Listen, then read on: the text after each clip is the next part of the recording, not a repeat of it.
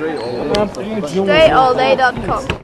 Play this record as frequently as possible. What's going on, everybody? Dre Baldwin, DreAllDay.com. This week's motivation is called Imagine Your Problem Is Not Yours, and I'm explaining to you how that works. Think about this.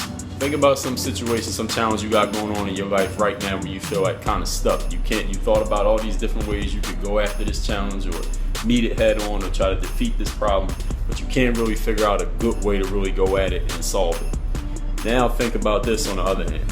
Think about a friend of yours or someone you know, or even if you watch a TV show or a movie and somebody has some problem, some challenge, something that's really bothering them, and you're looking at their situation, you're thinking about their situation, and a solution comes to you just like that. And you're like, and you talk to this person, or you're thinking it, even if it's somebody you don't know, you think to yourself, wow, it's so easy for this person to solve their problems. All they gotta do is A, B, C, and D, and it's done. And if that don't work, they can do E, F, G, H, and I, and it's done. You solve their problem so easily. And you wanna know, you wanna understand why it's so easy for any of us to solve another person's problems, what is not so easy for us to solve our own problems. The problem is we look at our own problems emotionally. We let our emotions factor into our problems. The emotions of fear, the emotions of anxiety, the emotions of sadness, the emotions of guilt and grief. We let all of those things factor in when we're looking at our problems. If you got a problem like you don't have enough money for something, you're fearful because you might not be able to get something that you want or take care of something you want to take care of. You feel anxiety because you're worrying about it and thinking about it all day, and it seeps into all your other activities. All of those things, those emotions right there, they create baggage. They create mental baggage. They create an energy and baggage that weighs you down and keeps you from being able to look at your problems objectively. Now, on the other hand, when you're looking at a friend's situation or somebody on TV situation or the movie character situation, it's very easy for you to solve their problems. And the only reason why it's so easy for you to do that while you can't solve your own is because when you look at that other person's problems, there's no emotional baggage because it's not your problem. There's not anything you got to worry about. There's not anything that you got to deal with the consequences of, if there are any consequences. You don't have to think about what if this happens or what if this person feels this way or that person feels that way. All you're worried about is solving the problem. The only thing you think about is solving the problem, and it's so easy if they just do A, B, C, and D. There is no emotional baggage.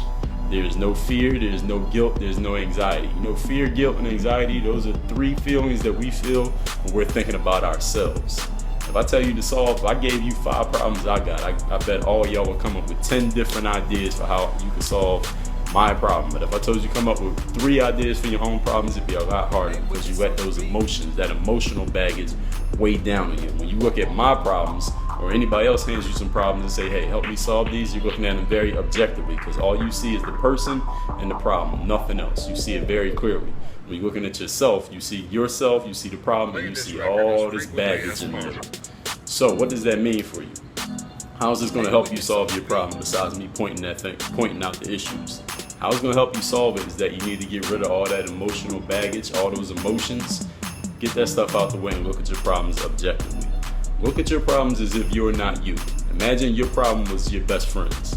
Then ask yourself, how would I solve this problem if it wasn't mine? What would I do? And I bet you the answer, clarity will come to you so much easier when you get all that emotion out the way, and you get all that baggage out the way, and you look at things objectively without factoring in how you feel.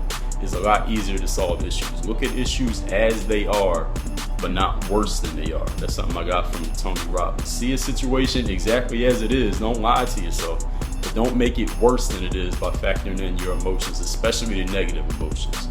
Work on your game. DreAllDay.com.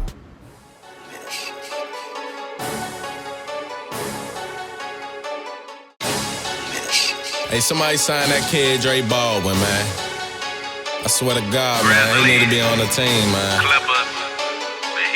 That nigga be ballin', man. I be ballin' too, I swear. Man, I feel like Dre Ball, Dre